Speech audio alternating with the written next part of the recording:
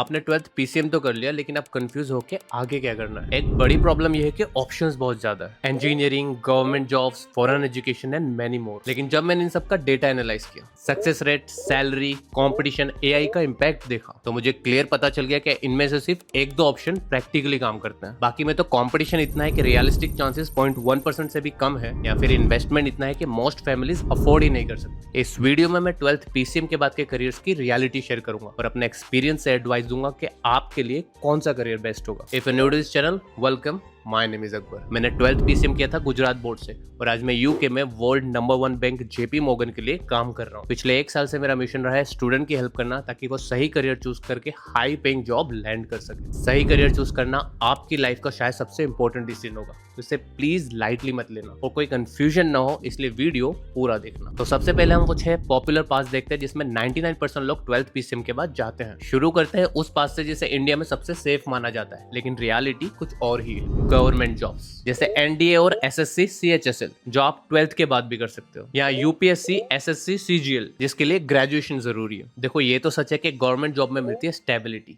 ये सेफ है और प्राइवेट जॉब की तरह इसमें प्रेशर नहीं रहता। लेकिन ये भी सच है कि इसमें कंपटीशन बहुत ज्यादा है। यूपीएससी में हर साल 12 से 13 लाख लोग अप्लाई करते हैं और सीट्स होती है 1000 से भी कम, मतलब सक्सेस रेट सिर्फ 0.1% के आसपास है। एनडीए में 6 लाख कैंडिडेट्स अप्लाई करते हैं हर एग्जाम में और फाइनल सिलेक्शन होता है 400 से भी कम का। एसएससी सीएचएसएल में 30 लाख लोग अप्लाई करते हैं सिर्फ 3000 सीट्स के लिए। मैं से कई लोगों को पर्सनली जानता हूं जिन्होंने 4 से 5 साल वेस्ट कर दिए गवर्नमेंट जॉब्स के लिए और अब वो अल्टरनेट ऑप्शन ढूंढ रहे हैं। So this is not the most practical path. ये पाथ उनके लिए जिनको पब्लिक सर्विस का पैशन है, जिनके अंदर एक्सट्रीम पैशंस है और सालों तक अनसर्टन रहने के लिए रेडी है। Otherwise just avoid it. दूसरा ऑप्शन है कोर इंजीनियरिंग ब्रांचेस, जैसे मैकेनिकल, सिविल या इलेक्ट्रिकल। एक टाइम था जब ये ब्रांचेस किंग्स थी, लेकिन आज की reality different. India skills reports के हिसाब से कोर इंजीनियरिंग ग्रेजुएट्स की एम्प्लॉयबिलिटी 50% से भी कम है और उनकी सैलरी भी कोई खास नहीं। एआई और ऑटोमेशन कोर मैन्युफैक्चरिंग को भी इम्पैक्ट कर रहा है। ये बात उनके लिए जिनको जेन्युइनली मशीन्स, स्ट्रक्चर्स या इलेक्ट्रिकल सिस्टम बिल्ड करना पसंद है, जैसे EV industry, ISRO, infrastructure. But salary और जॉब अवेलेबिलिटी के लिए ये बेस्ट चॉइस नहीं है। अगर आपको आईआईटी या एनआईटी में कोर ब्रांच मिल रही है तो बात अलग है। मैं आगे कॉलेज वर्सेस ब्रांच सेक्शन में डिटेल में बताऊंगा। तीसरा ऑप्शन है प्योर साइंसेस, जैसे BSc in physics, chemistry, maths, IISER, IISc route. ये बात अच्छा है अगर आपको रिसर्च करना है,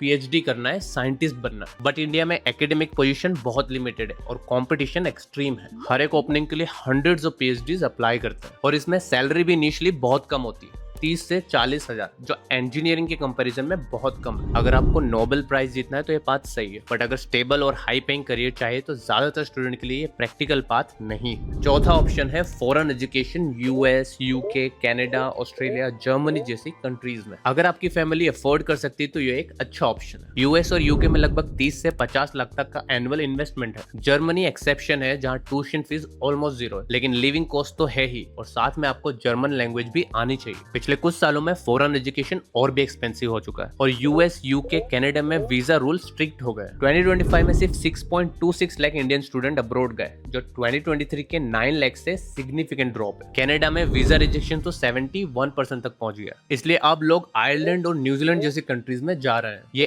उन फैमिलीज के लिए जिनके पास फाइनेंशियल कैपेसिटी है। मोस्ट मिडिल क्लास फैमिलीज के लिए प्रैक्टिकल नहीं है। पांचवा ऑप्शन है पैशन बेस्ड पाथ, जैसे content creation, acting, sports, entrepreneurship. मैं इन पाथ्स की बहुत रिस्पेक्ट करता हूँ।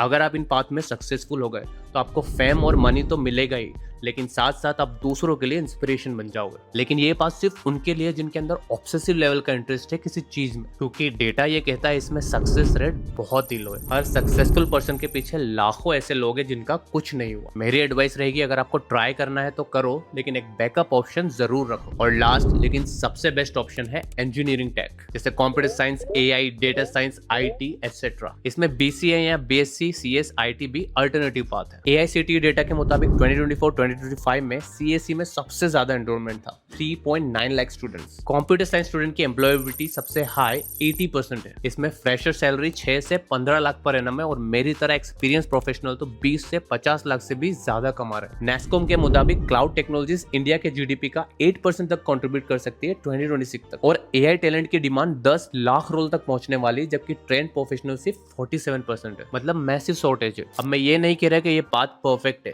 इसमें भी चैलेंजेस तो है ही जो मैं आगे डिस्कस करूंगा, लेकिन प्रोबेबिलिटी के हिसाब से एक average middle class PCM student के लिए ये बेस्ट चॉइस है। अब मैं जानता हूं कि आप क्या सोच रहे हो, भैया टेक करियर्स सीरियसली? हर दिन न्यूज आती है कि एआई सब रिप्लेस कर रहा है। आई नो, और ये कंसर्न वैलिड है। 2026 के पहले 3 मंथ्स में globally 52,000 tech employees laid off हुए। ओरेकल ने एक दिन में 12,000 इंडियन एम्प्लॉइज को निकाल दिया, और एआई कोडिंग टूल्स की वजह से आप कंपनीज बोल रही है 10 डेवलपर का काम अब 7 से हो रहा है। रिसेंटली एंथ्रोपिक के सीईओ डेरियो ने डेवऑप्स 2026 में खुद कहा है कि सॉफ्टवेयर इंजीनियर आज एआई के आउटपुट का सिर्फ एडिटिंग कर रहे हैं, और ये भी हमेशा नहीं चलेगा। ये सब सच है, मैं मना नहीं कर रहा, बट अब पूरी पिक्चर देखते हैं। आज Indian IT companies 82,000 freshers hire कर रही है। वर्ल्ड इकोनॉमिक फोरम ने 1000+ कंपनी सर्वे की और प्रेडिक्ट किया है 2030 तक 170 मिलियन न्यू जॉब्स बनेगी और 92 मिलियन डिस्प्लेस होगी, मतलब net increase of 78 million jobs. और स्पेसिफिकली इंडिया में एआई टैलेंट की डिमांड और सप्लाई में मैसिव गैप है। ट्रेंड प्रोफेशनल सिर्फ 47% है। तो एक्चुअली हो क्या रहा है? सिंपल, पुराने तरीके की टेक जॉब्स खत्म हो रही है और नए तरीके की टेक जॉब्स बढ़ रही है। जो लोग सिर्फ बेसिक कोड लिखते थे, उनकी जॉब अब खतरे में है। जो लोग कॉम्प्लेक्स सिस्टम डिजाइन करते हैं, एआई टूल्स के साथ काम करते हैं, सिक्योरिटी मैनेज करते हैं, डेटा इंफ्रास्ट्रक्चर बिल्ड करते हैं, उनकी डिमांड पहले से ज्यादा है। अगर आज आप 12th में हो तो 2029 तक ग्रेजुएट होंगे, और तब एआई ज्यादा पावरफुल होगा, और एआई के साथ काम करने वाले प्रोफेशनल की डिमांड भी ज्यादा होगी। तो टेक करियर लेना रिस्की नहीं है, टेक करियर में आउटडेटेड रहना ये रिस्की, और ये कंप्लीटली आपके हाथ में। अब आते हैं सबसे इंपॉर्टेंट डिसीजन पे जो आपको अभी लेना होगा। आपको अभी ये डिसाइड नहीं करना कि आपको साइबर सिक्योरिटी स्पेशलिस्ट बनना है या एआई इंजीनियर। वो डिसीजन 2nd या 3rd ईयर में होगा। अभी आपको सिर्फ 2 चीजें डिसाइड करनी, एक कौन सा कॉलेज, दूसरा कौन सी ब्रांच। अब दोनों के बारे में मैं आपको क्लियर एडवाइस दूंगा। ये एक बहुत ही कॉमन डिलेमा है, मुझे एनआईटी में ईसी मिल रहा है या प्राइवेट कॉलेज में कंप्यूटर साइंस, क्या करूं? इसका एक यूनिवर्सल आंसर नहीं है, क्योंकि ये डिपेंड करता है आप कौन सी कॉलेजेस कंपेयर कर रहे हो। मैं आपको सिंपल तरीके से समझाता हूं। अगर आपको आईआईटी, एनआईटी, ट्रिपल आईटी या बिट्स लेवल का इंस्टीट्यूट मिल रहा है तो बेटर कॉलेज चूज करो, चाहे ब्रांच कोई भी हो। क्यों? क्योंकि इन कॉलेज में कंपनीज हर ब्रांच से सॉफ्टवेयर रोल्स के लिए हायर करती है। आईआईटी बॉम्बे का मैकेनिकल स्टूडेंट भी गूगल में प्लेस होता है। इन कॉलेजेस की ब्रांड वैल्यू इतनी स्ट्रॉन्ग है कि ब्रांच सेकेंडरी हो जाती है, और प्रोग्रामिंग, डीएसए और प्रोजेक्ट्स आप खुद कर सकते हो कॉलेज के 4 साल में। लेकिन अगर आप टियर 2 कॉलेजेस जैसे वीआईटी, एसआरएम, मणिपाल, थापर, इनमें डिसाइड कर रहे हो तो सीएस और आईटी ब्रांच चूज करो, क्योंकि जनरली इन कॉलेजेस में प्लेसमेंट ब्रांच स्पेसिफिक होती है। सीएस आईटी डिपार्टमेंट को सॉफ्टवेयर कंपनीज मिलती है, Google, Amazon, TCS, Infosys. Mechanical department को मैन्युफैक्चरिंग कंपनीज मिलती है। अगर आप मैकेनिकल हो और आपको सॉफ्टवेयर जॉब चाहिए तो आपको बहुत से प्लेसमेंट ड्राइव में बैठने भी नहीं दिया जाएगा। ब्रांच चेंज करना यहाँ थोड़ा मुश्किल है। और अगर आप टियर 3 कॉलेज से हो तो सीएसआईटी लेना और भी क्रिटिकल है, क्योंकि इन कॉलेजेस में जो भी लिमिटेड कंपनीज आती है वो मोस्टली सीएस और आईटी स्टूडेंट्स के लिए आती है। एक टियर 3 मैकेनिकल स्टूडेंट को ना अच्छी प्लेसमेंट मिलती है, ना कॉलेज का ब्रांड हेल्प करता है। सीएसआईटी में एटलीस्ट कुछ अपॉर्चुनिटीज मिलती है। लेकिन अगर आपको यहाँ भी सीएसआईटी नहीं मिल रहा तो आप ईसीई या इलेक्ट्रिकल भी ले सकते हो, जिसमें आपको ऑफ कैंपस सॉफ्टवेयर रोल मिल सकता है। मैंने भी यही किया था। मैंने ग्रेजुएशन की थी अहमदाबाद के एक टियर 3 कॉलेज से ईसीई में, और आज मैं यूके में सॉफ्टवेयर इंजीनियर हूँ। और एक इंपॉर्टेंट चीज जो मैंने अपने एक्सपीरियंस से सीखी, डिग्री मिल जाना और स्किल्स आ जाना ये दोनों अलग चीज है। बहुत सारे स्टूडेंट प्रेशर में आके रैंडम कॉलेज चूज कर लेते हैं, फिर 4 साल असाइनमेंट, एग्जाम और अटेंडेंस में निकाल देते हैं। एंड में डिग्री तो मिल जाती है लेकिन कोई स्किल्स नहीं होती, क्योंकि आज भी कई कॉलेजेस का सिलेबस आउटडेटेड है। और इसी चीज को सीरियसली लिया है मिराई स्कूल ऑफ टेक्नोलॉजी ने। यहाँ स्टूडेंट सिर्फ थ्योरी नहीं पढ़ते, बल्कि अर्ली स्टेज से ही वेब डेवलपमेंट, डीएसए और एआई फंडामेंटल्स पर काम करते हैं, रियल प्रोजेक्ट्स बिल्ड करते हैं और एआई टूल्स यूज करना सीखते हैं। हर स्टूडेंट को यहाँ मैकबुक मिलता है अपने प्रोजेक्ट को बिल्ड और शिप करने के लिए। In fact students have even built AI bots that were presented at AI summits. इसमें एडमिशन एंट्रेंस टेस्ट और इंटरव्यू के थ्रू होता है, और रफली सिर्फ 12% स्टूडेंट ही सिलेक्ट होते हैं। अगर अप्लाई करना है तो फॉर्म्स 15 अप्रैल तक ओपन है, और एंट्रेंस टेस्ट 16 अप्रैल को होगा। इसका लिंक आपको डिस्क्रिप्शन में मिल जाएगा, डू चेक इट। आजकल कॉलेजेस में प्लेन सीएसई के अलावा बहुत सारे ऑप्शन है। CSE with AIML, CSE with data science, CSE with cyber security, CSE with cloud computing.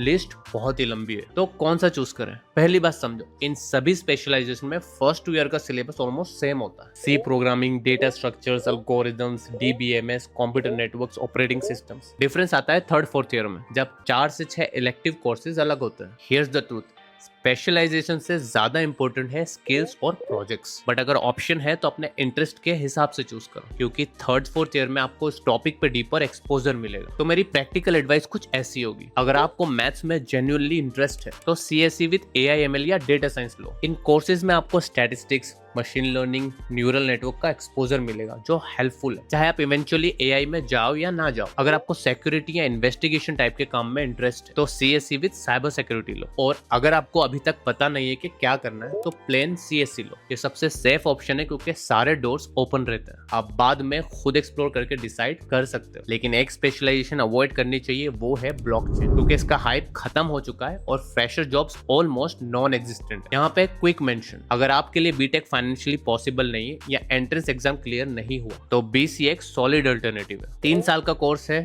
सस्ता है और IT करियर्स के लिए क्वालिफाई करता है। BCA के बाद आप MCA कर सकते हो, डायरेक्टली जॉब ले सकते हो। बहुत से सक्सेसफुल डेवलपर BCA बैकग्राउंड से, मैं जानता हूँ बहुत सारी इन्फॉर्मेशन दी है और शायद आपको थोड़ा ओवरवेल्म फील हो रहा है, बट डोंट वरी, मैं इसको अब एक सिंपल फ्लो में समराइज करता हूँ। अगर आप कंफ्यूज्ड हो कि क्या करूँ तो इस फ्लो को फॉलो करो। स्टेप 1, सबसे पहला सवाल अपने आप से पूछो, क्या मुझे किसी चीज में जेन्युइनली इंटरेस्ट है? Psychology, law, defence, architecture, music, art, कुछ भी। अगर हाँ तो जाओ उसके पीछे। PCM क्या है, इसका ये मतलब नहीं कि सिर्फ इंजीनियरिंग करना। पैशन है तो वो पाथ लो, लेकिन पैशन के साथ आपके पास जेन्युइन स्किल और टैलेंट भी होना चाहिए, वरना सिर्फ स्ट्रगल मिलेगा, सक्सेस नहीं। स्टेप 2, अगर कोई स्पेसिफिक इंटरेस्ट नहीं है, और ये ज्यादातर स्टूडेंट के लिए रियलिटी और कंप्लीटली नॉर्मल भी, तो टेक, कंप्यूटर साइंस लो, क्योंकि इसमें सबसे ज्यादा जॉब्स, सबसे ज्यादा सैलरी पोटेंशियल, सबसे ज्यादा फ्लेक्सिबिलिटी। स्टेप 3, आप कंप्यूटर साइंस डिसाइड कर लिया तो सबसे बेस्ट कॉलेज टारगेट करो जो आपको मिल सके।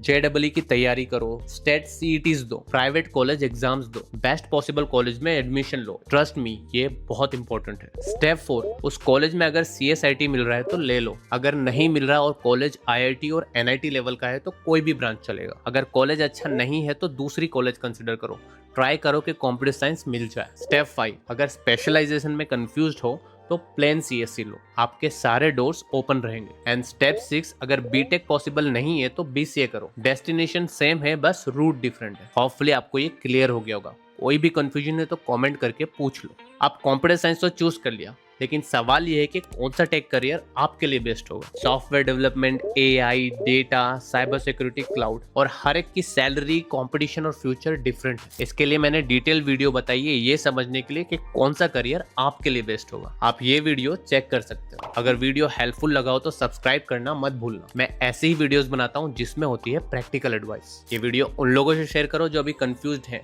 कि 12th के बाद क्या करना है, वो आपको थैंक यू जरूर बोलेगा। Thank you so much for watching. See you in the next one.